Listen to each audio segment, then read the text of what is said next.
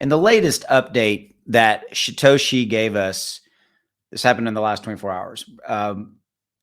He touched on a lot of interesting scenarios that I really want to talk about and give us some insight. And I really wanted to revisit this because this is really the first time that I've seen from Shytoshi and the dev community a level of candor and transparency that we hadn't really ever seen before. And to me, this kind of signals a couple of interesting steps. It signals a step of them being more forthcoming with more information, to share with us, right? And secondly, though, it also says to me that um, that they're changing and that they're evolving. So that's what we're going to talk about in this video. And I'm going to take you through kind of some of the main things that we learned, right? So hit that subscribe button, drop a like.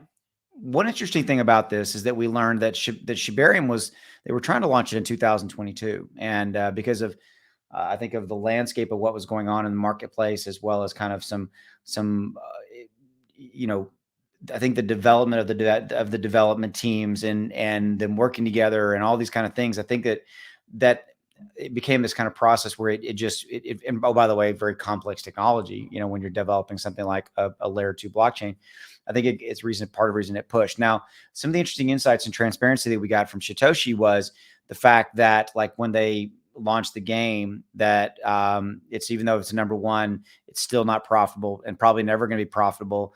That they are going to relaunch a version of the game on Shibarium at some point. We learned that, which was very interesting, and that you have to have millions of dollars to kind of continue to market a game like that to really ultimately make it profitable kind of in the general marketplace. So that was interesting that we learned that. We also learned about some of the inner workings of some of these partnerships, like with Wellies, with John Richmond, the designer, that he talked about the fact they were going to have an in real life um, um, fashion show, and it was going to be all custom made, Shiba Inu oriented fashion, and the market, I guess, shifted and changed, and they weren't able to do that, and so they come up with a deal where all the fashion in the Shibarium, I'm sorry, in the metaverse, and Shiba Inu's metaverse, will be John Richmond clothing, which is really cool. So we got a lot of insights into that kind of stuff. We also got insights into,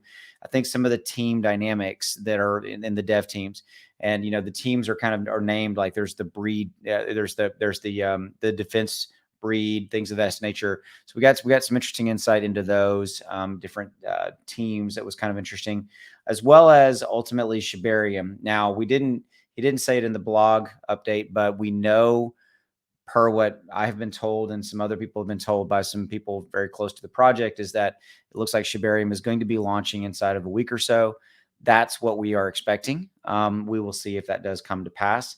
And but here's the thing: don't launch it if it's not ready, right? And you need to launch it when it's ready. And I do think it's ready. I think I think that Call's father passing away was was one of the reasons that they delayed it a little bit. And I think there's probably some other things that, maybe final touches and things of that nature. But I want to wrap up with this thought. I love that Shytoshi was definitely more transparent into kind of some of the inner workings and the team dynamics, the successes and the failures that have happened in the last year or so. And that's good. I like that. I think that is something that is worth applauding, and something that should be discussed. And that's why I wanted to make this video for you. All right. So thank you for your support. Have a good one. Take care. Bye.